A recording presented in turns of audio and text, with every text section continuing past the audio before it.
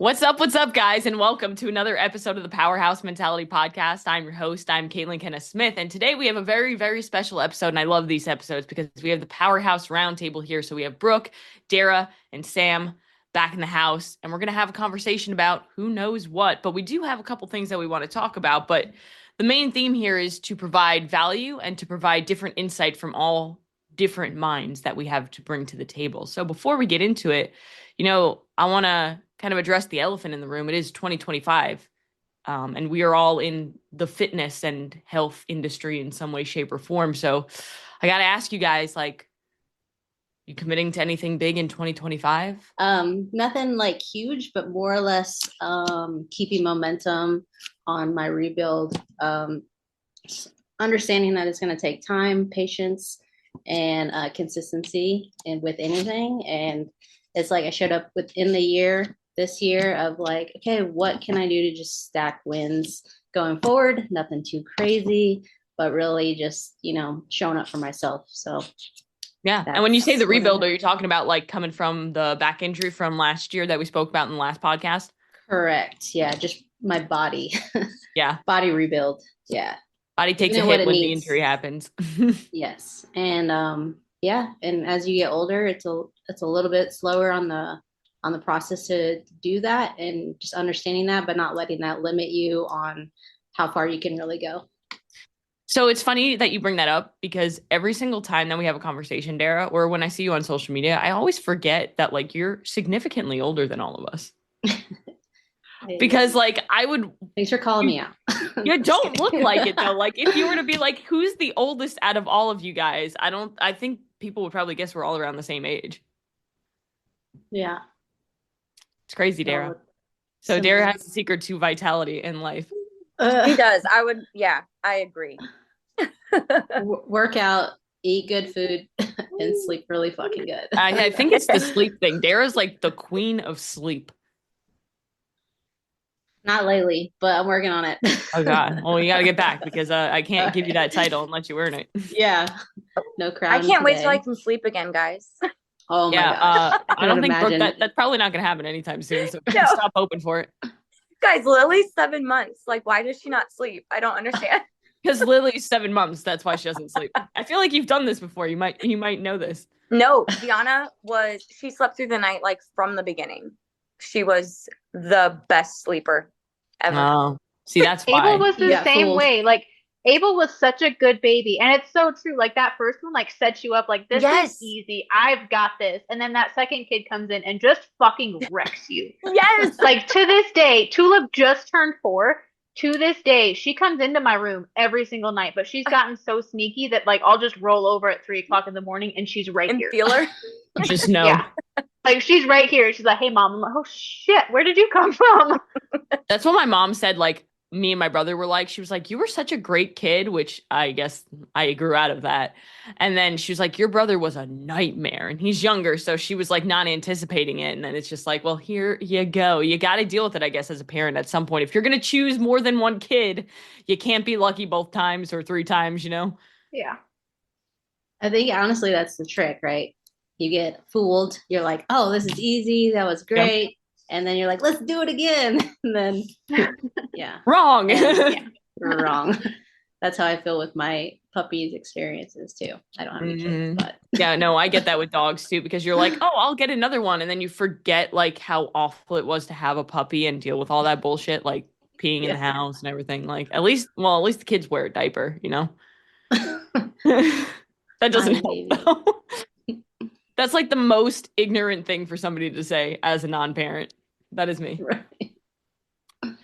Sam, what do you got for 2025? Anything big planned other than just being consistent with what you're doing? Or do you have something that you're working on? Yeah. On our last podcast, I talked about like getting more into running, which I've stayed pretty consistent with that. So I've actually signed up for a race later this summer. Ooh, what kind of race? It's a 10K, so I can choose to like go up. It's a 2-hour drive because again, I live in the middle of nowhere. Yeah, everything's a 2-hour drive at least. Yep. So I can either like go up and do it in person, or I can do it virtually, like depending. But I've signed up for the 10K, so I've started training for that. Which like the training for it, so I'm following an actual plan. Nice. But I was really like pleasantly surprised to see that it was really not any different than what I was already doing.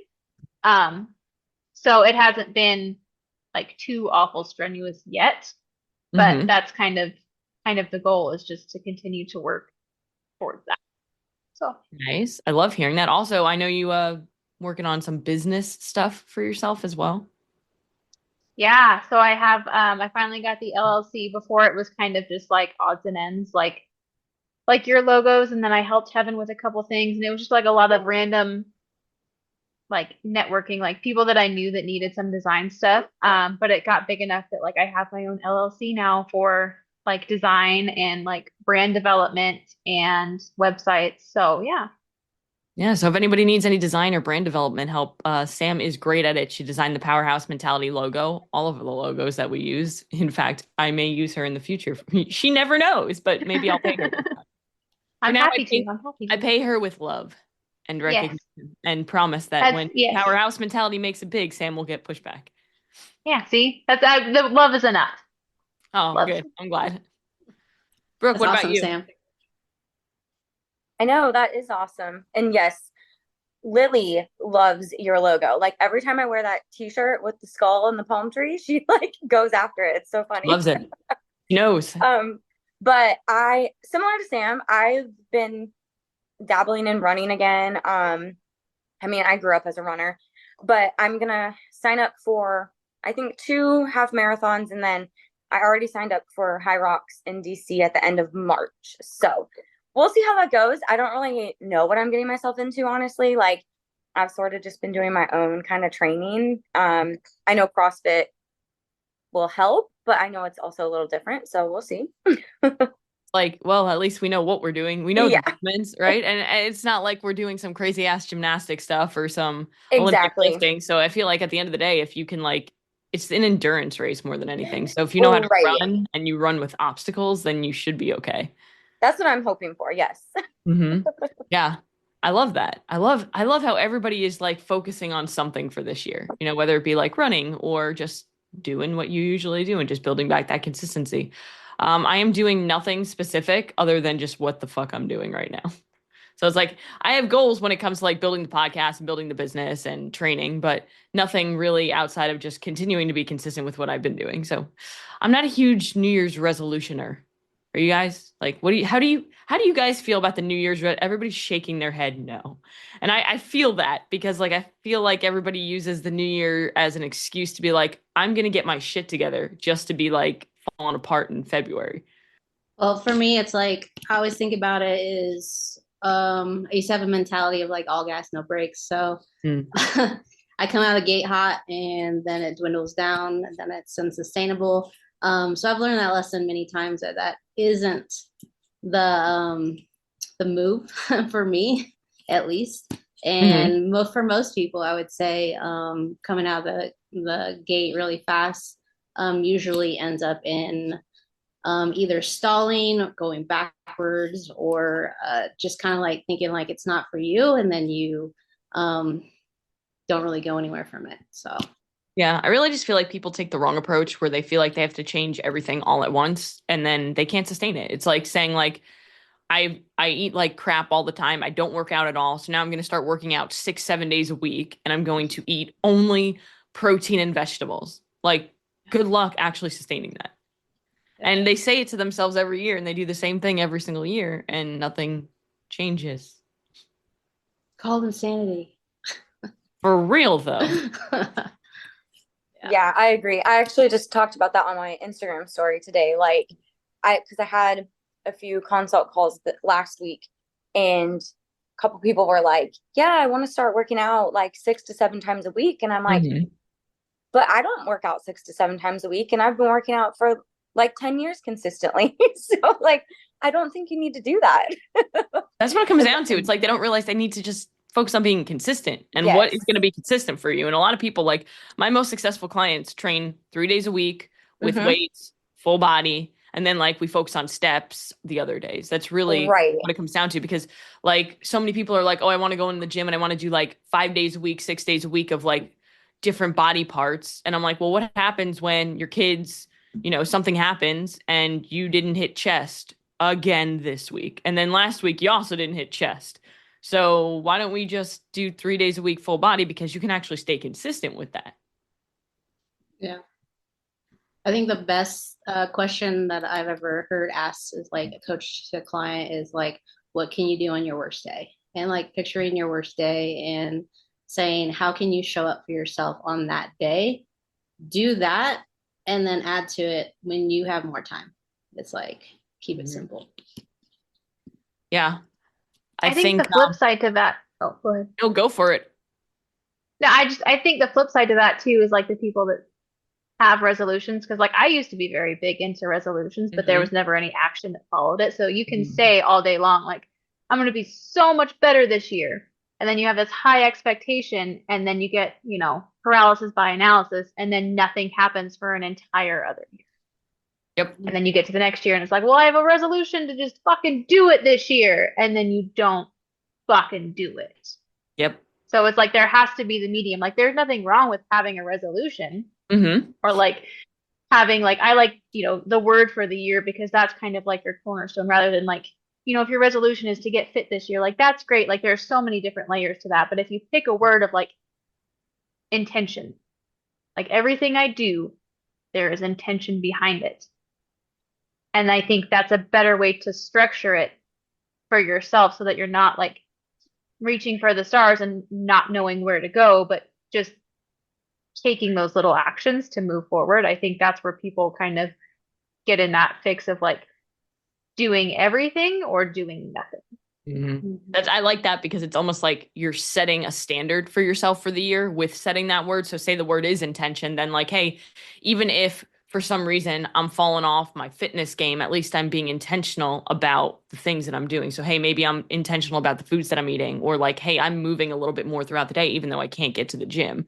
And the all or nothing mentality really is the thing that I keep coming back to with every fucking client about why they can't see results, is because they're either all in or they're all out. And once like one little thing falls through, it's like, well, fuck this. I'm not doing anything else. And until that person is able to literally fight their way through that all or nothing mentality by doing something different and breaking that habit, they are going to always remain in that cycle. And that's the hardest part. That's why mindset is like such a big part of fitness and nutrition that I don't think is portrayed enough on social media. It's like you see all these influencers and they're like, do this, do that, do that. Yes, that sounds great, but what happens when you don't feel like doing it, right?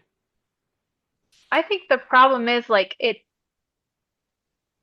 not sexy to talk about. Like people, we talked before, like you've heard like sexy supplements. Like people want pre-workout and they want the fat burner because like it's the cool thing to do. So when people come to look for help, they're looking for workouts, they're looking for meal plans, they're going to get them shredded. They're looking for those buzzwords.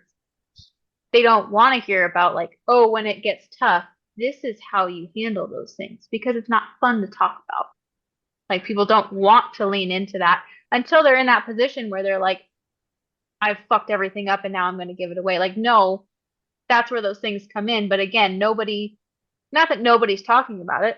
I know that all of you have talked about it before. I used to talk about it when I would coach because it's important.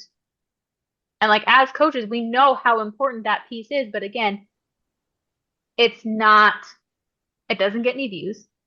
It doesn't get any likes. No,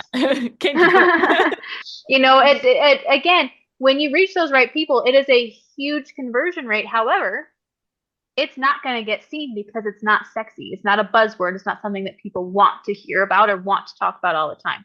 So it's hard. It's one of those conversations that needs to be had, but like, how do you have those conversations when nobody wants to? It comes down to the habits and the behaviors. Like getting to your fitness goal is all about habit and behavior changes. However, like Sam said, that ain't sexy. Like that's not selling. What is selling is like, hey, get abs in 30 days. Hey, take this supplement and you're going to burn a crap ton of fat. Like take this supplement that makes you feel something, versus like take a multivitamin because it's good for your health and it'll help you actually sustain results. And you will feel energy from it. You will, but people, might not it's notice not like it. the punch in the face like an energy drink. Yeah, like we all drink saying, energy drinks. We love it. But like the multivitamin is one of those things that like, yeah, it's going to work in the background. Like you're not going to notice it, but you're going to notice it when you stop taking it. Yes, 100%. I know, I totally agree. And kind of just to throw this in there too, I think I agree, like that stuff is boring. It's not clickbait, like no one's gonna really engage with it. But I think this is when like a coach is super important because they will show you this and they'll keep you accountable through it. And support you and show you ways to make it fit your personal lifestyle, where you're at, what you do for work, all that kind of stuff. So it's not just like, oh, I found this random plan on the internet and hope for the best. Yeah, absolutely. And, I feel like so many people right now are talking about what you need to do in 2025 to achieve your fitness results. Like, how many of you have been like scrolling through your Instagram and you almost get like sick and tired of seeing it? And it's like, oh, I already know what you're going to say. Like, you're going to say, eat your protein, do this and that. Right? Like, everybody knows what to do. There's no like absence of information. Like, I can go to fucking Chat GPT and type in, how do I earn results in 2025? It's going to give me the perfect plan. But for some reason, nobody's out there doing it because they continue to make a lot of the same mistakes. And I kind of wanted to ask you guys, what do you feel like are some of the things that we should not do if we want to achieve our fitness goals in 2025? And I'll kind of start it off because this has been on my mind because it keeps coming back to me whenever I have a new consult is your diet does not and probably should not have a name to it. So if you're doing like carnivore, keto, vegetarian, veganism, whatever you want to call it, like most people aren't doing them for the right reasons. They're just doing it to lose weight. And they don't really think about the fact that maybe it's not going to be super sustainable. For example, carnivore, yeah, it's great for like that 0.0001% of the population who has extreme autoimmune conditions. However, for like the, Jane Doe at home, like Mrs. Jones, who can barely maintain being in a calorie deficit because she loves her cookies, how the hell is she going to do carnivore and actually sustain it without feeling like she's always failing? Right. So I think that when it comes to what not to do in 2025, one of the biggest things, and I want to hear what you guys think about it, is not following a fad diet, but just focusing on literally changing the way that you eat, hitting your protein targets, eating mostly whole food, stopping when you're full, like just eating the food that we're meant to eat. I think that really comes down to also, this is kind of what I was going to say, is just like all the extremes with everything. Like we just hit on, like working out 6 to 7 times a week. Like it just, don't do anything extreme because anything extreme is not going to be sustainable for you, for most people. Mm-hmm. And doing it for the wrong reason too. A lot of people start to eat healthy and to work out because they hate themselves and they want to punish themselves through workouts. They want to restrict their calories because they don't like the way they look in the mirror. When you have to flip that narrative and be like, hey, why don't I do this because I feel like I deserve to be my healthiest self and working out makes me feel good. That's why you should do it, not because you want to destroy yourself, because that is not sustainable either. Yeah, I was also gonna add is like a lot of times people, everyone's lost weight before. I mean, we've lost weight and the hardest part is to maintain. We all know that as coaches, but the biggest thing that I've noticed in multiple people is like they're like, well, this is how I lost weight this time, and they want to do that again, run it back through, but it's not sustainable for who they are now. And a lot of people forget that like just because it worked once doesn't mean it's the right move. It's like, who are you now and what's sustainable for you now to get the results? So like understanding that you're going to have to pivot and adapt to you now, like basically, like we live in the past and we think, well, this is the way to do it. And I'm guilty of that. Like that was part of like my whole journey was like trying to keep up with a competitor mindset of like how to eat food, train to have a certain body. So I would just eat 1,200 calories and try to cardio a lot. So like learning that you get to change your approaches, and just because it worked once doesn't mean you have to stay there. Having open mind to it. I think like different seasons, different expectations. Like I talk to my clients about this a lot, whereas like they will have worked with a coach in the past or, had a weight loss journey in the past where they felt their best, but it was before they had kids. And now they're trying to have like the same exact expectations now that they have 3 kids running around. You can't. You have to change your expectation because everything's changed.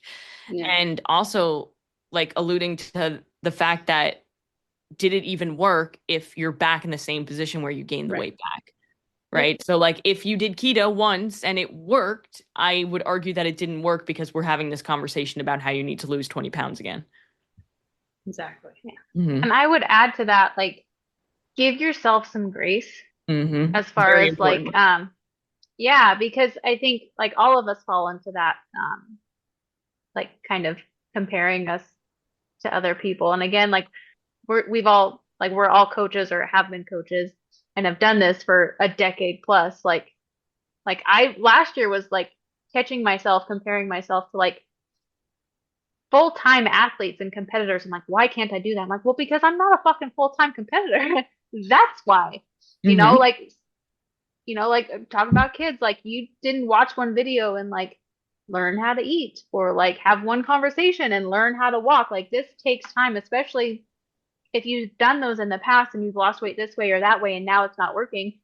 Well, give yourself some grace because you're learning how to do something new. Like not every single day is going to be perfect. Not every week you're going to have the best progress, but give yourself grace to know that you're building the habits that lead to success. Yeah. It's like that progress over perfection piece, right? It's the Yeah. consistency that builds results, not like nobody's perfect. Like even the people who portray perfection, they're not perfect either. Like everybody has something that they have failed at. And if you're not failing in life, then you're not growing, right? So you have to learn to grow from every single failure and learn to pivot and adapt and understand that like, hey, it's not gonna be perfect, but if I can just keep showing up for myself and do my best and be consistent, you're gonna win. Okay, I just want to add one thing with the like different seasons.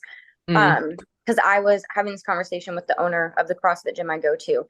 I was like, man, I was thinking about like when I was in the best shape, like physique wise, with CrossFit and lifting.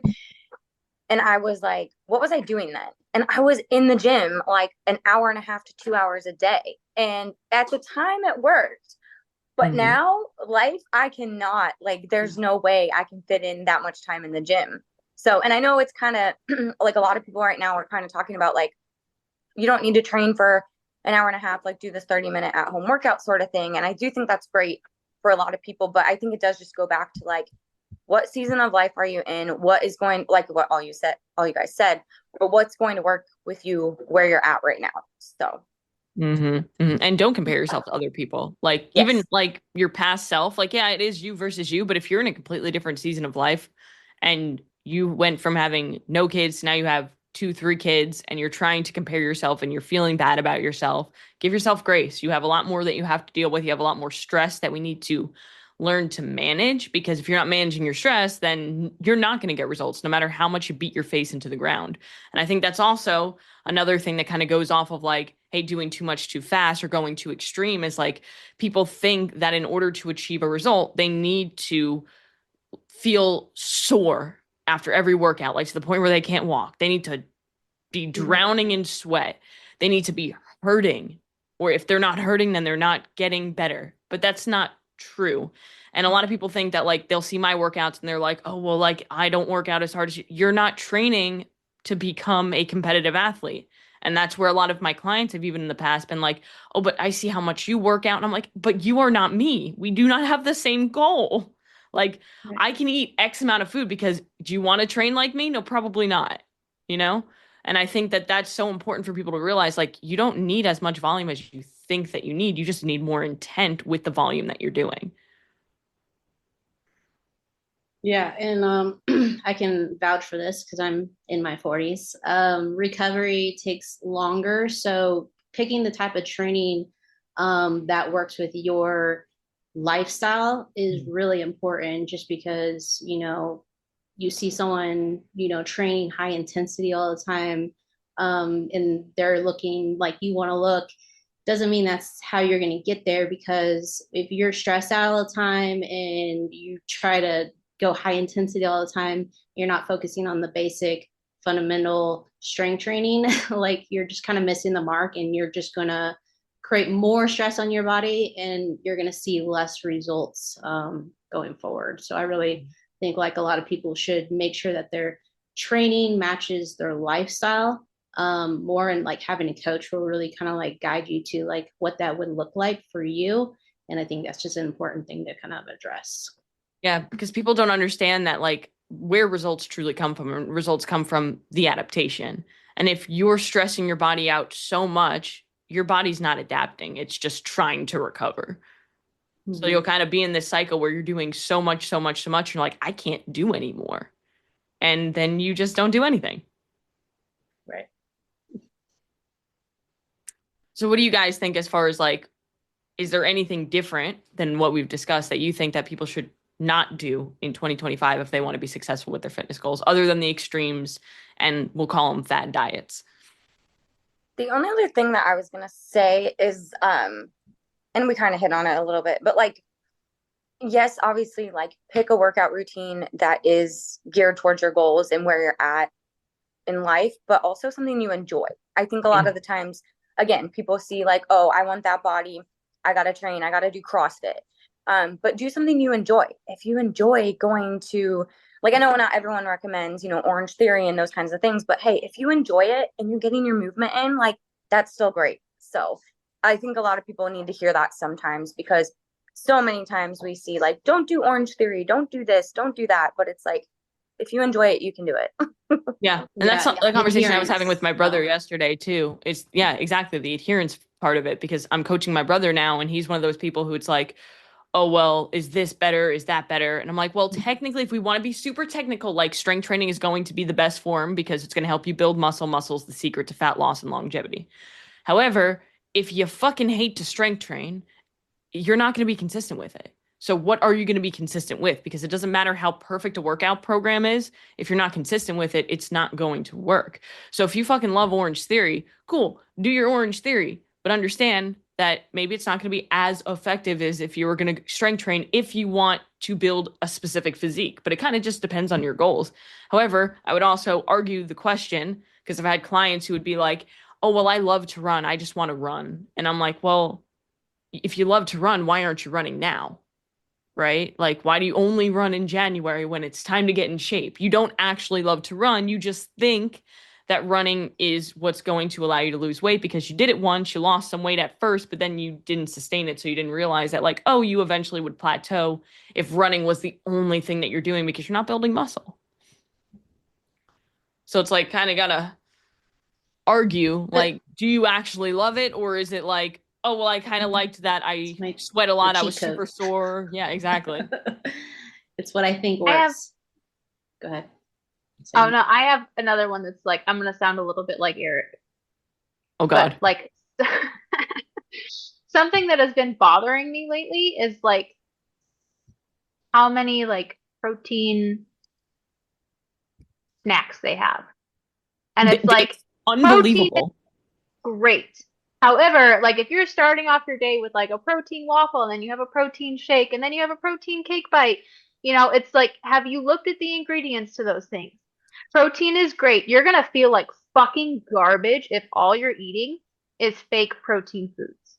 Yes. And I think also to add to that, because I had a client who was like, well, whey protein isn't good for you. No, whey protein is great for you. It's great. The problem is when whey protein is thrown into things that, like, look at all the other ingredients on the things. Like, if I'm having a protein Pop-Tart, bro, it's just a fucking Pop-Tart with like some whey protein in it. Like, stop trying to make the argument that this is healthier. Like, Well, and they, like, at least the ones that I've seen, there's a lot of like synthetic flavors, and like oil is always like right at the top of the list. And it's like, really?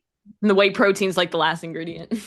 Yeah, it's like, like, just from personal experience, like, I want to say like October, I started really like cutting those things out. Like, I wasn't excessive with it. I had it like maybe a few times a week, and I would have a protein shake every other day, or like a couple protein shakes depending, because I was trying to hit a higher protein goal.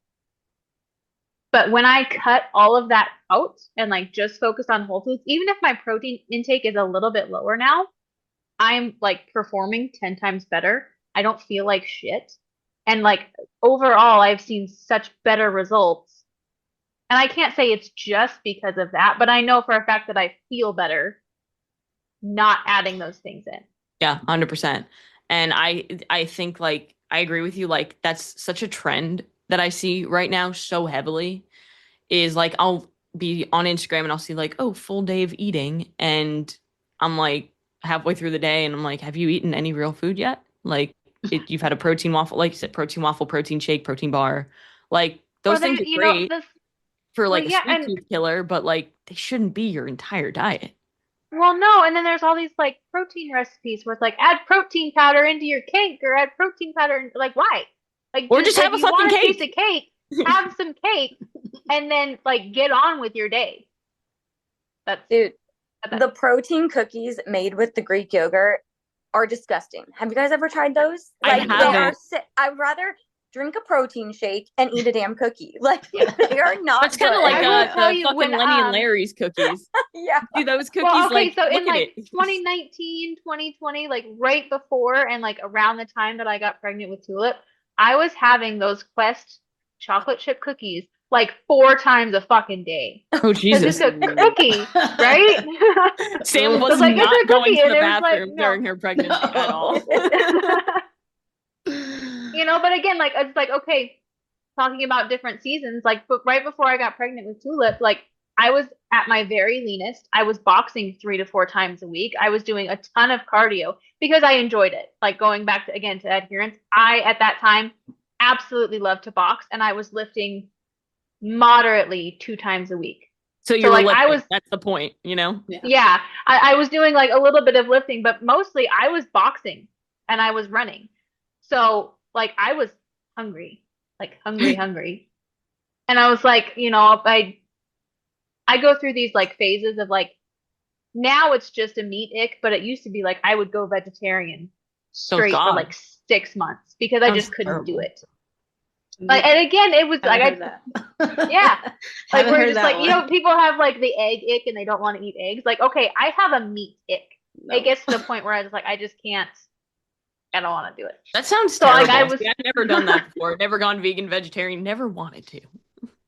I've done vegan. At the time, I was mostly vegetarian. Like I would Mhm. have a little bit of meat, but I was mostly vegetarian. So I got my protein in through garbage sources. Mhm.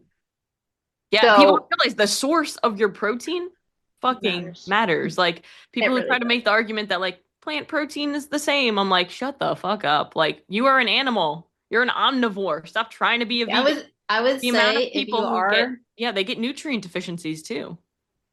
I would say if you are doing vegan protein powder, drink EAAs. Like that will Facts. fill the gap. Yep. I wanted to add something on that, what Sam was talking about. So I'm coaching some new people right now, and I just, you know, we preach as coaches, and you see it all over social media, how important protein is. So people are doing their best to find those sources, right? So they're eating the crap because guess what? They figured it out that people are looking for protein and they're going to market their shit like that. So like everyone's just grabbing it. So being in our position, we get to help educate people on giving them a little guidance, a little direction. So like have like a new client that's like tracking and you can look and you're like, wow, we're hitting like protein shakes like all the time. I'm glad you're hitting your goal. Like I'm loving that you're seeking out the things that we talked about to hit the goal for you. But every week, what I do is I ask them to replace one protein source with a whole food source. So I'm not asking them to change everything, but just change one thing for me and then just slowly kind of changing that for them. And I think with people, like, they don't know better. Like, they don't know, like, how it feels to like feel good. Because they've always eaten kind of the garbage. So even you throw in the protein garbage and you're like, this is normal. This is what it's supposed to feel like. So that's something that I do. And I'm sure most of you probably do that too, but it just really helps them like gain confidence in those swaps and be like, oh, I'm still hitting my goal. I could still have some protein shake, but coach just wants me to change one thing. And they're pretty easy to adhere to that. So yeah, for sure. Like I again, there's nothing wrong with whey protein. Whey protein is a phenomenal source of protein. However, look at the ingredients and understand that like, hey, if you're having a protein shake, it's not going to have as much nutrients. It's not going to have as much satiety as like if you have chicken, steak, eggs. You know, like if a client's hungry all the time, first thing I do before asking like, oh, let's increase calories, first thing I do is I look at what they're eating. And usually 9 times out of 10, it's like, oh, we're having 2 protein shakes and a protein bar every day. Why don't we switch one of those things out for a whole food meal? And I bet you'll be less hungry. Yeah. I can't remember where I heard this once, it was a long time ago, but it's like if you think about putting something under a faucet and how long would it take for that to dissolve or dissipate if you put a liquid under there compared to like a piece of chicken, like obviously one's going to take longer than the other. That's the one that's going to keep you full. And that's actually really, I like choose. that. Mm-hmm. Yeah. Mm-hmm. So yeah. And it kind of also like something similar is like fruit too. Like think about like the different types of fruits that are going to keep you more satiated, like a banana versus an apple. Like you're sitting there chewing on an apple for like fucking 10 years. The banana's gone in like 5 seconds. Which one is going to keep you more full, you know? Yeah, absolutely.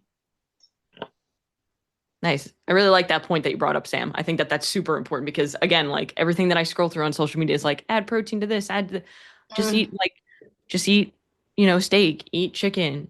Like those things are nice to have a sweet tooth, but like if you're doing them all the time, like that's a problem. And I would say going with that, like too, like get feedback from your body. Like if your body get bloated, you have digestive issues, like that's not normal. Like if your digestion, people like skip over that and they deal with it, right? They deal with digestion issues because they think, well, this is what I should do to get my goal. And they don't pay attention to those, you know, your body telling you information that you just have to listen to. So like doing something, you know, where you can kind of clean up your diet, cut things out and reintroduce them. Your body's going to give you so much new information with like things that you've been dealing with to where you can actually feel better. So I think digestion is one unsexy thing that people aren't paying attention to for sure. So it's about having self-awareness about like how foods are impacting you. Like what's common doesn't mean it's normal, you know? Yep. Yeah. Well, and too, like, no, go for it, Brooke. Are you sure? Sorry. I was just going to say, like, I think it kind of goes back to being in tune with your body. Like a lot of people, like Dara was saying, they just think that's normal to be bloated all the time. But once you cut that stuff out and feel or realize how good you can feel, like you don't even want that stuff anymore. Like you feel like, how did I go around being bloated, gassy all the time? So it's kind of crazy how good you can feel, but you don't realize at first. Well, yeah. And I think like part of it too goes into mindset where it's like, oh, I'm adding protein to this, so it's going to be better for me. It's like, it is just as easy to make like protein pudding as it is to like melt a little bit of chocolate chips and like mix it into your Greek yogurt, and you're going to feel better and you're still getting a ton of protein. But again, it's like, well, it's not like yes, it's protein. It is a better source of protein. It just doesn't come in a package that says this is protein powder. Like, yeah, and when you do choose a protein powder, make sure you're choosing a protein powder that has limited ingredients. And that's why I'm loving kind of what, like, I know at first, like, I was a little hesitant on the whole first form, like switching over their protein to like a lower ingredient because I was like, but it's not the same. But like, it's actually pretty good. I just needed to give it a chance, you know? And also it has 5 ingredients compared to whatever the fuck it was before. And like, I know Legion too, because I know Sam, you take Legion, like Legion has a really nice looking nutrition label there. Absolutely. Cool. So as far as questions that we've gotten, I know Dara was the only one who got fucking questions because we asked people. It's funny too, because I was like, I'm going to get like some questions. And I was like, Brooke's going to get a ton. Brooke always gets engagement, I feel like. And Brooke was like, I got none. But what kind of questions did we get? So that way we can address what the people wanted us to talk about. Mama Liz was on top of it. Like Mama right Liz. on top of it. Yes. Asked Mama Liz is always on top of it. Let's be honest, Sam. She really is. I can't remember exactly what it was, but like our 5-year goals. Oh, yeah, shit. She said, what are some things you want to do in 2025? Okay. We kind of already spoke about that. That's good. Yeah. It's good. Yeah. Thanks, Liz, for giving us the topic that we already responded to. Nailed it. It's like, we knew. What else we got? Another one is, how much protein per day do you need to consume to build muscle? I would always just go back to the 1 gram per pound of your goal body weight or current body weight, I guess, if you're trying to gain muscle. You can always go above that. Honestly, unless your digestion tells you cannot go above that. That's really, there's like no research saying like there's like a big threshold. The only threshold would be like, what does your digestion handle? But there's also, it's unnecessary to go overly above. But I would say in some cases, if somebody's doing like a lot of conditioning work and they're trying to gain muscle, then maybe going a little bit above the 1 gram per pound could help. But I don't see any reason to go above it otherwise. What do you guys think? Yeah, I always shoot that for that 1 gram of goal body weight. Knowing that they're not going to adhere to that every day. Yep. Understanding that 0.7 to 0.8 would be reasonable, but giving it just a really easy way to like find that number without doing math and knowing that you might drop below it a couple times and you'll still achieve your goals if you have it a little bit higher. Yeah, because the research does show like anywhere from 0.8 to 1.2 grams of lean body mass is what's ideal. But at the end of the day, nobody's sitting down there taking out a calculator and calculating their lean body mass. And most people are going to be like, wait, 0.8, what does that mean? What if I, it's just like, why don't we just make it consistent? Because the reality is, like you said, Dara, a lot of people might not hit that 1 gram every single day, but if they're aiming for it, they're probably going to fall within that 0.8. Yeah.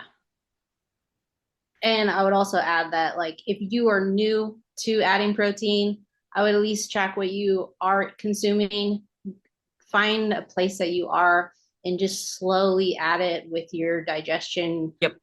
Paying attention to how your body is reacting to your digestion, and then increasing that over time. Like, I wouldn't run to the top, especially if you have a big number on there that your goals for. And it's like, let's just start where you're at and build. Yeah, because one thing, and I'm sure you guys can relate to this, like a big complaint that I get from people who first start off on a fitness journey or start coaching is, oh my God, I'm so full. Oh my God, I can't eat this much protein. First of all, yes, you can, because in 3 weeks, if you stay consistent, you're going to text me and be like, I'm hungry. But your body's not going to adapt unless you allow it the time to adapt. And that comes down to like your body's not producing enough digestive enzymes to break down that protein because it's not what you're used to. But it is very resilient and will start doing it so long as you do it. So like Dara said, listen to your body. Like if you're at 70 grams of protein, your goal is eventually 150. Like, hey, why don't we hit 90 this week? And then, hey, let's do 110 and then gain consistency. Because the reality is you going from 70 to 150, you can do that, but you're probably going to be super full. You're going to hate your life for a little bit. And you're probably going to struggle to hit that number. And that's not going to build the confidence that you need to continue the journey. I totally agree. And I have my clients like basically stair step it up, like increase it slow. And I would do actually the same exact calculations for building muscle for sure. Yeah. Sam, you agree with the 1 gram? It's like, yeah, of course.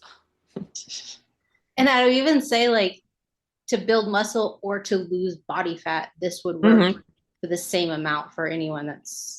And that's actually a really good point to add, because I think somebody's going to be like, what if I don't want to build muscle? Yeah, that's the only thing that I would add. Like right now I'm at 0.8.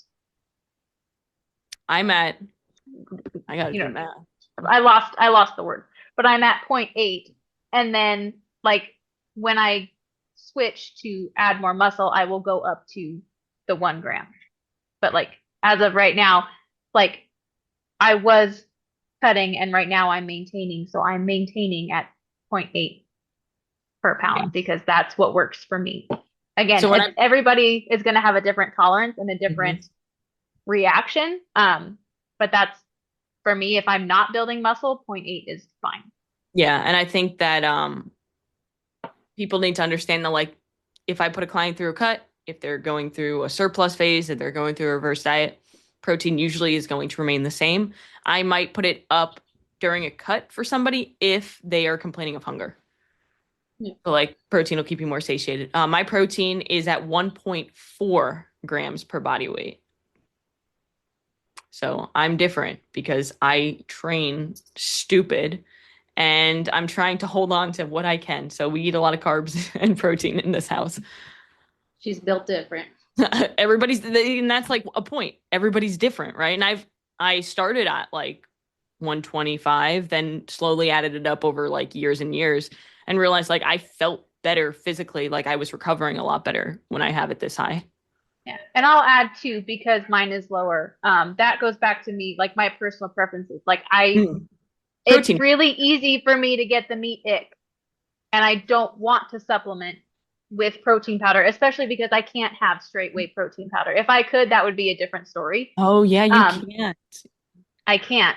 Like it so it would be a whole lot easier if I could, but because I can't and because it is so easy for me to get the meat ick, I don't want to get to that point. So I keep mine low enough that like I am still seeing progress and still seeing results, but like I am not forcing myself to eat things that I don't want to eat. Yeah. So Sam has a very bad dairy allergy to the point where you will like die, basically. Oh my God. Yep. Throat closes up, tongue swells. It's not fun. So she was eating all those Quest cookies and having a good time with her life. Yeah, and then I got pregnant with Tulip and she just fucking ruined it. That's sad. So you were fine until Tulip, and then after you had wow, that's interesting. And it wasn't just like, oh, now I have a slight dairy intolerance. It's like, no, my like face swells, like I am in pain, like I'm hurting. And seafood too. So since I had her, seafood, like I don't have like a deathly reaction to seafood, but like my whole face and my mouth gets hot to where it's like nothing is wrong, but like something is wrong. So everything like I'm not gonna die, but like there's like this shouldn't be happening. There's some inflammation. Yeah, but the dairy thing was weird, man. It was like it started off like I would get sores on my throat, like strep throat. So I would go to the doctor and they would test for strep and like, well, it's not strep, but there's something clearly wrong. And that happened every 3 weeks for 10 months straight. Until finally somebody was like, hey, maybe you should go to an allergy specialist. Because it would just get like progressively worse and progressively worse.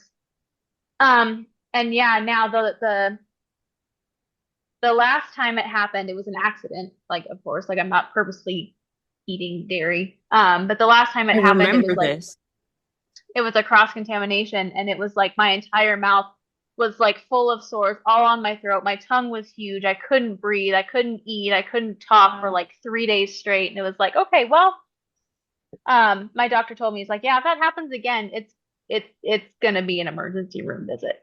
Like you can't do this. And I'm like, okay, thanks, because I did it on purpose. Yeah, I just wanted to feel the pain, you know. Yep, I just wanted to. And I was making Thanksgiving dessert. I made a caramel apple pie. So it's got like the caramel sauce in it. Caramel has dairy in it. Yes. And I was taking the top off of the thing and like instinctively licked it. Oh. And it was like 10 seconds of like, oh shit, oh shit. And I'm standing there with like my tongue like, because I didn't know what to do. I fucked up. I was like, oh no, oh no. So I took my finger and like swiped it off and like, you know, rinsed my mouth out and like immediately took a Benadryl. I'm like, this is gonna be the thing that kills me. Is like I instinctively licked the top off the caramel bottle. That's crazy. Yeah, I remember when I first asked you about that because like I think we were having a conversation about Formula One. You were like, I wish I could have that. And I was like, why? And then you were like, yeah, randomly one time I now start having this horrible dairy allergy. And then we actually first started talking because you had vegan Power Pro bars that you hated. And I was like, I will take them. I'm not a fan. I like the chocolate brownie ones, and I have them like once a week as like a treat on the weekend. A treat. It's my treat. Funny. You're funny. Eric would be like, that's your fucking treat? Shut the fuck up. Hopefully Eric doesn't listen to my podcast. He would have a lot of words to say. Yeah. What other questions we got? So kind of similar to Liz's question was, what are your goals for the next 5 years? Kind of like asking us to break down our steps. I don't know my next 5 years, to be honest. I have to put my vision board together. It's still sitting right there, like ready to create. Yeah. One thing I didn't mention at the beginning of the podcast is I officially, so I was doubting my ability to coach. Yes, I was. And I was Same. kind I of think we all do, right? I was backing away, giving away a lot of freebies to people I knew. And I was kind of like eliminating some clients that I had on my, on my list. And I was just like, I'm just not gonna do this. And had a conversation with someone with a business opportunity. And I was just like, I fucking quit my corporate job to follow my passion. And it just like hit me, getting a little caught up about it. But I was like, fuck it. Like, I'm gonna do this. Like, I gotta go all in on me. And so I am. So that's kind of like what I'm diving into this year. I'm putting some systems together with some help of another company to just help me set up and be a little bit more efficient in getting people in and helping as many people as I can with, with my journey. So, Dude, I love that. I love that so much because I know how passionate you are about coaching. And, a lot of people would be like, oh, you can't quit your corporate job, especially like, after you've established a career. Like, yes, you can. You can do whatever the fuck you want. All that matters is like you believe, you see the vision, and you're going to put in the work. And if you put in the work, it's going to work out. You just have to be patient with the process. And most people aren't patient and they want it to happen now, or they wait. They're in it for 2 years and it still hasn't happened yet. If you really want it, it'll happen. Yeah. From personal experience, like I was a coach for 10 years and then switched over to like a side hobby of design, and like now I have the opportunity to like be a creative director for like a franchise of gyms, which again is not something that I talked about at the beginning, but I have like these opportunities that like I would not have had if I didn't choose to like leave behind what was comfortable. So super proud of you, Dara. That's awesome. Thank you. Same to you. I know. What about I was you? going to say both of you. That's so exciting. I love and that. Dara, last time I wanted to say that to you. I wanted to tell you, like, you quit your job and you need to follow your passion, sort of thing. And I know Caitlin's been like, investing so much in her business this year. We all sort of had to like branch off and do our own thing. It sort of came at a bad time for me because like switched, had to go back on my own, had Lily. I totally was feeling the same way. At first I just didn't have the capacity to take on like more clients. And then December hit and it was just so dead. I'm like, I have to find like a regular normal job. Like I've been applying at the hospital. I was like, I just like don't think this is for me anymore. And I was totally going to not even like promote anything for the new year. But then a good friend reached out and we kind of like are collaborating on a challenge. But anyway, I knew it would pick up at the new year, but it's kind of hard sometimes, like, I mean, most of the time you'll have your loyal clients that like to do it all through all times of the year, but it's hard sometimes. So yeah. I like to say that if you don't want to quit at some point during every single day, then you're not doing something right. True. Very true. Well, and that's like something that I always have to come back to. It's like, what would I be doing if I weren't doing this? Yes. Yeah. Like that's I could like work at the school and then like to sit and think like, yeah, I could work at the school and have a regular job and work for 40 hours, but like I would be miserable, but it's that inkling in the back of your head, like I could be doing more. Yeah, like I could be doing what I love. Don't settle kind of thing. Like you have so much more potential. We all have so much more potential. And, I can't even tell you guys the amount of times that like in the past year I've applied to work at like Starbucks or GNC because I'm like, fuck this. I need a real job, even though that's, but I think it comes down to like pushing through those tough days and understanding that like you will make this, if you're serious and you're passionate and you want to make this work, you're going to do whatever the fuck it takes to make it work.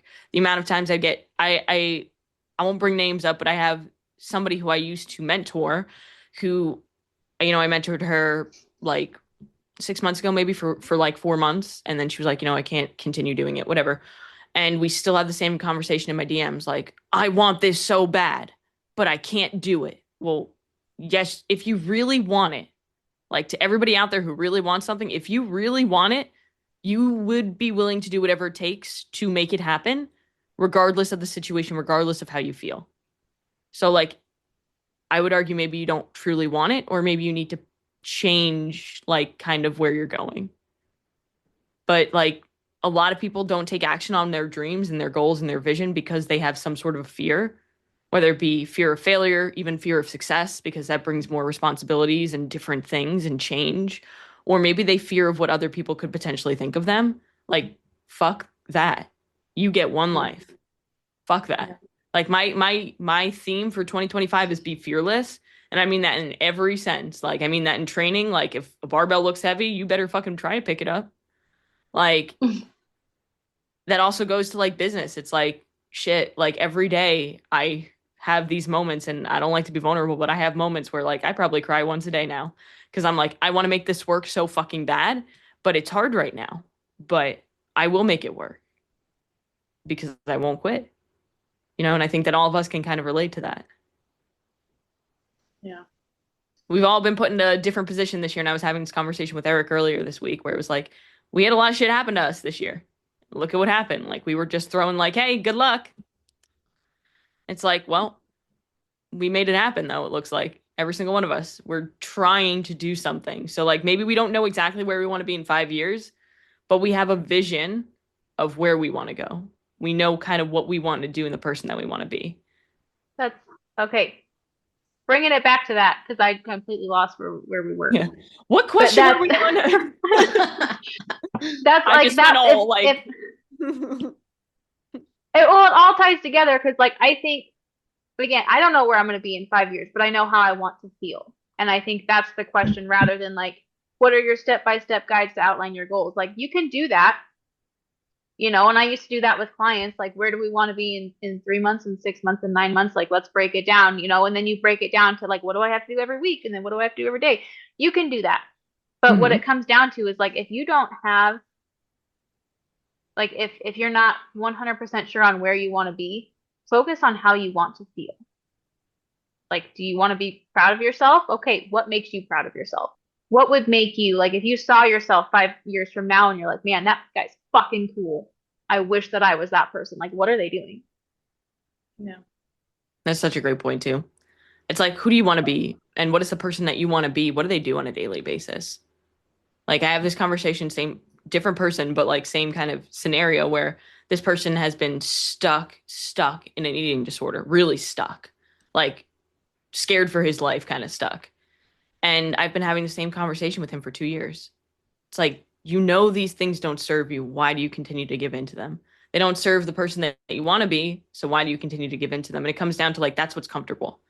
Even if it's super painful and people don't understand it. Like I know when I had a really bad eating disorder, the reason why I didn't change is because, well, this is what I know. This is comfortable. Like change is scary and I don't want to embrace that. And that's where a lot of people lie, where it comes down to like, oh, well, in 5 years, I'll probably be doing the same old shit that I'm doing today because I'm too afraid to change. That, I don't know, that doesn't sound like fun to me. You know, if you don't look back and almost cringe at the things that you used to do, like how many of us look at our Facebook statuses from our memories and we're like, oh my goodness, why did I say that? You know, kind of like the same thing comes down to me, at least like for my podcast, for my content on social media, for like things I used to do with clients. I'm like, what the fuck was I doing? But now we learn and we grow, and you know, that's usually a sign that we're moving in the right direction. We listen and we don't judge. That's really what it comes down to. Oh God. Yeah, but Brooke, did you have anything that you were working on for 5 years? Because you're the last one. The last melon. I don't know. That's a tough one for me, especially since we added a new one to the family. Or are you going to add another one to the family? No. She's like, no. But God, no.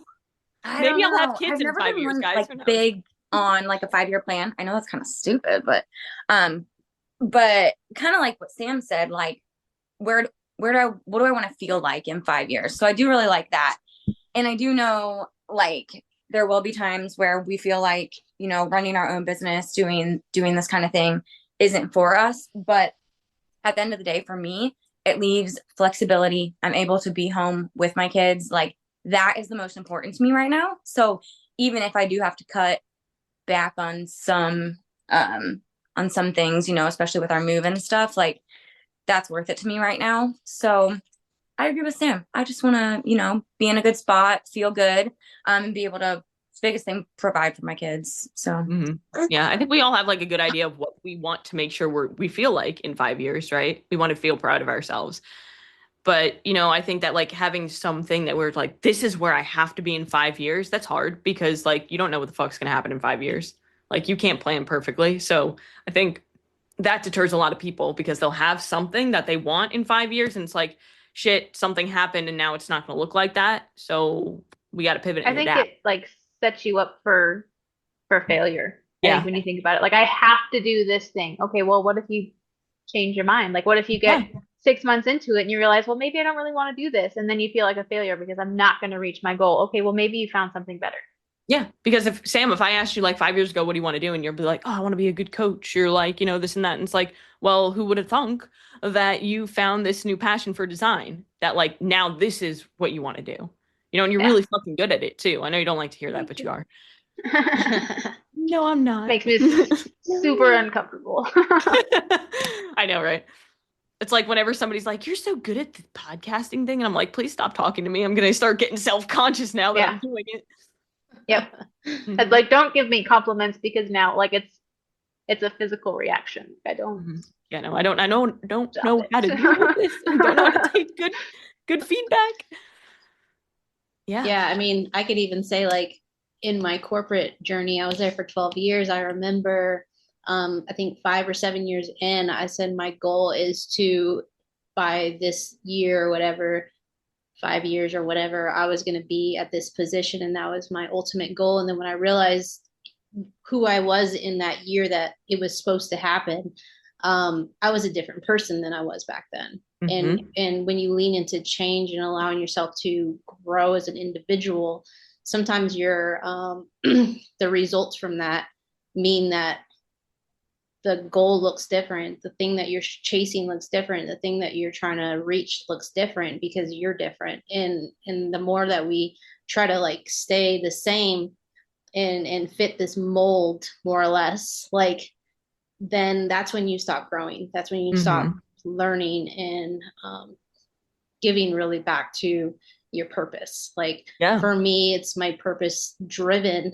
that because I even like mapped out like from here to here, all the things that happened to me, happened for me, literally led me to my purpose. And if I didn't have those inconveniences of life, I wouldn't be the person I am today. And I could have never have seen that, right? Like I could have never seen that as 5 years ago, Dara. Like I was in the mess. I was in the very close to the different things that were happening to me. So yeah, no, I actually can relate to that because when I first started, you know, I was in the fitness industry for such a long time working in gyms and everything. And I moved to North Carolina and started working at this gym called Fitness Connection as an assistant fitness manager after being a trainer for so long. And I was like, okay, I want to like work my way up. So I was like assistant fitness manager. I got moved over to sales manager because apparently I was good at sales, which I had never been good at. But because I focused on getting better at it, look, I got better. Right. And then I moved up and I worked at the biggest gym in the county. And then I was number one in sales in the entire company for a long time. And then I became general manager and I wanted to be general manager. I can't even explain, like I gave my entire life to try to become general manager. Like I lived at that gym and it destroyed my life. And then when I got general manager, I was like, I'd never been more depressed in my life because it didn't fit the mold or the expectations that I thought it would. And it didn't make me happy. And I thought that like, and I think that a lot of us find ourselves in this trap where like, once I do this, once I do that, then I'll be happy. Then I'll be happy. But that's not true. You create your own happiness, not this one thing. And then luckily, COVID destroyed my general manager's position. But at the time, I thought I had lost everything. I even tried to kill myself. But I didn't realize like at the time that was the best thing that's ever happened to me. So like, again, you don't know what's going to happen, but also you don't know how you can change and you don't know that that one thing might not be the thing that you think. So like no matter where you're at on your journey, just create the happiness that you can with what you already have, but always push for more. Yeah. I think that ties back into like the New Year's resolution thing too, at least for me, like, you know, when, you know, your word for the year became a really big thing. Like last year, my word was growth. like coming off of everything that had happened the year before, which was also not a great year for me. But like coming into 2024, it was like, okay, like we're past most of the bullshit. Like now we can grow. And then being forced into situations where I had to grow. Like I had no idea. Like those were not the situations I would have chosen for myself. But I know that like I came out at the end of the year so much better and so much closer to like the person that I want to be because of those things. So like it's how do they say it? Like you can either have an easy life or you can grow as a person, but you cannot have both. Yep. So. Like why one of the core values of the Powerhouse Mentality is seek intentional discomfort. Because if you're not seeking intentional discomfort, then the discomfort that life hands you will destroy you, which is what training really is. I know for a lot of us, it's like, I was able to do that hard workout, so I can handle this, you know? Like how many shit show Saturdays, Sam, have we said, holy shit, how'd we get through that? But we did, and guess what? We got better. Yeah, for sure. I forgot to send you the shit show Saturday workout this week because I had a shit show Saturday and I almost didn't do it, but I did it.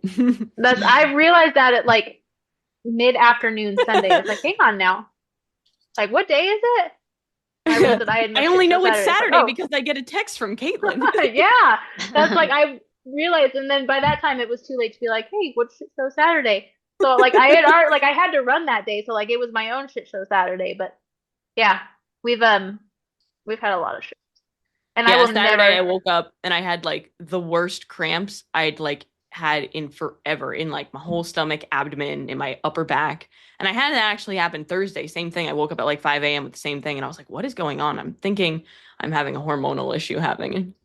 So hopefully maybe I'll eventually get my menstrual cycle back. That would be cool.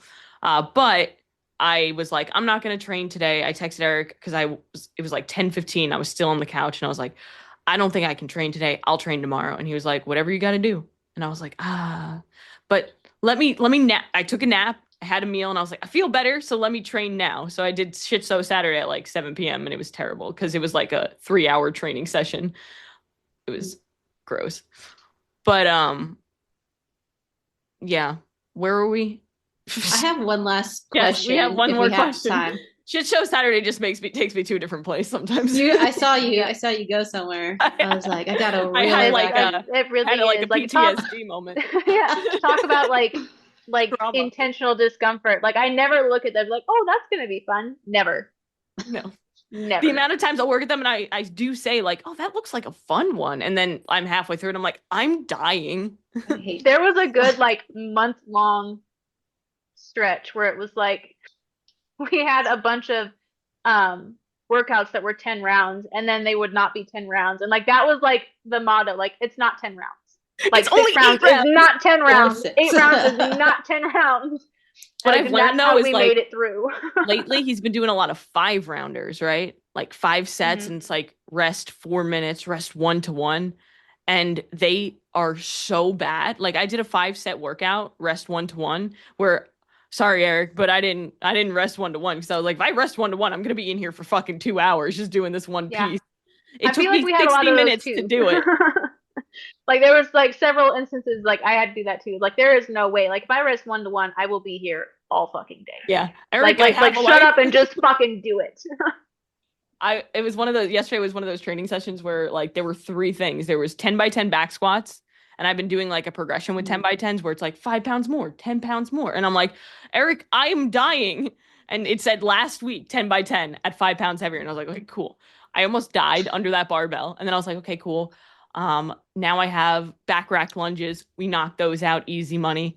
And then I had a 5-set workout, rest 1-to-1, where I rested 4 minutes, not 1-to-1, because 1-to-1 would have been like an 8-minute rest, where it was like 10 dumbbell step overs with 35s, and then 1,000 meter bike erg, and then 10 squat cleans at 95, 1,000 meter bike erg, and then 10 dumbbell step overs. And those squat cleans, let me tell you, on the sets 4 and 5, I would do a squat clean. And I'm like, oop, the room is moving. Another rep. But we did it. You forward.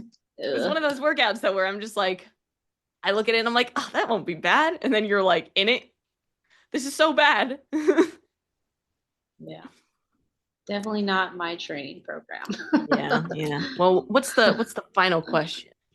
So this one is, I wish I would love everyone's opinion on this one. Does having different genetics play a role on how you lose fat? Yes.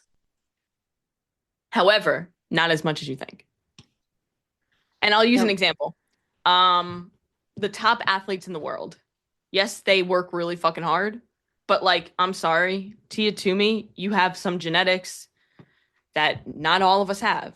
Michael Jordan, you have some genetics that not all of us have. They work hard and they have good genetics. Like, we all know that one person who, like, no matter what they do, like, they just have always had like abs, like always. Some people just don't have this. Abs. Everybody has different abs, right? Some people have really fucked up looking abs. Some people have like really defined abs. But the thing is, like, people use it as an excuse to like, oh, my genetics. Like, no. I think there was like a controversy, I want to say it was like last year, where somebody came out on some news station was like, obesity is a disease caused 100% by genetics. And I was like, you are an idiot. Idiot. Like, no, it's not. It's way to make everyone take like, everyone's ability to do something for themselves out of the picture. It's you know what that did for a lot of people? It was like, oh, it's genetics. Great. Like that, I can use that as my excuse now. Yep. You know, when it's like, it plays a small role, but a very small role, you know? Yeah. Have you guys seen that there's a commercial out now, and it's like not directly for Ozempic, but like one of those kind of like like a GLP-1 weight loss. Yeah. And it's the whole thing is it's their tagline is like something about shame has no place in obesity. And like this is kind of like controversial. I disagree. Not to say that like you like nobody's gonna look down or nobody should look down on you, but like that is something that is 100% in your control.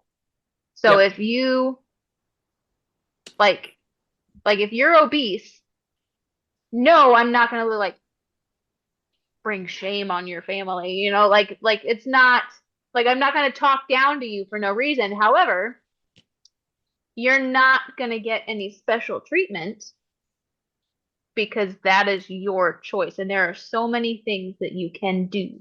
It's just one of those commercials that's like, I don't understand how we got so far off.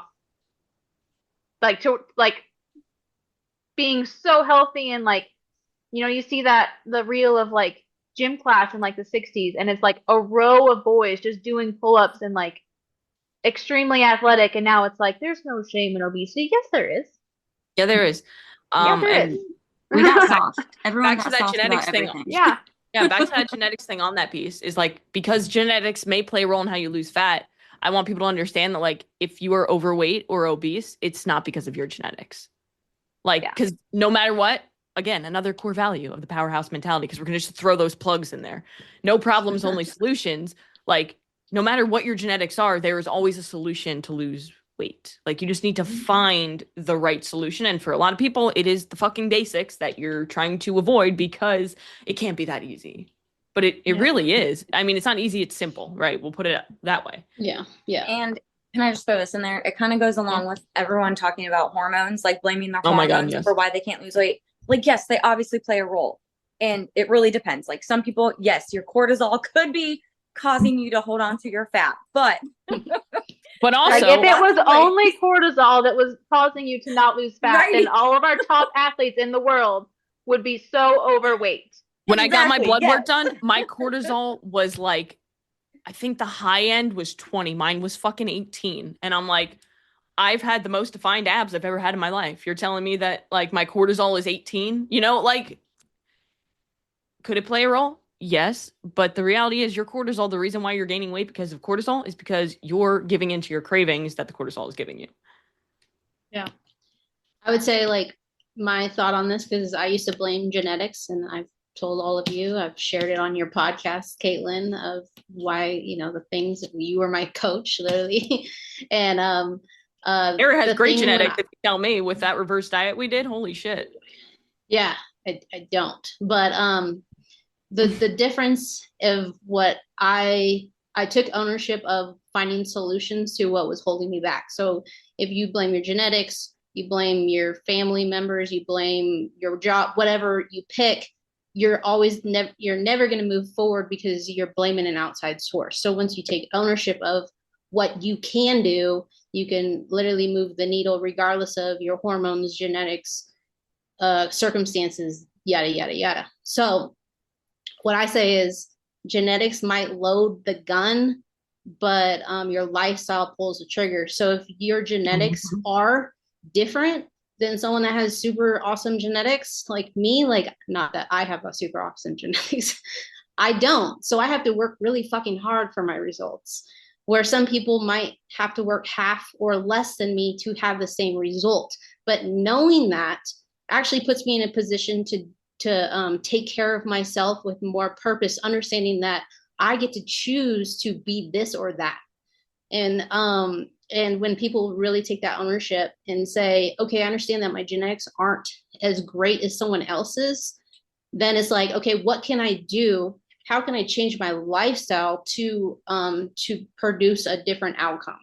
And once you kind of like switch that perspective of what genetics do, then you can actually move forward, because literally I blame them every day. Yeah, and regardless, you hit the nail right on the head. Like genetics loads the gun, and lifestyle pulls the trigger. And what you said, some people might not have to work as hard as somebody who has better genetics, or vice versa, whatever.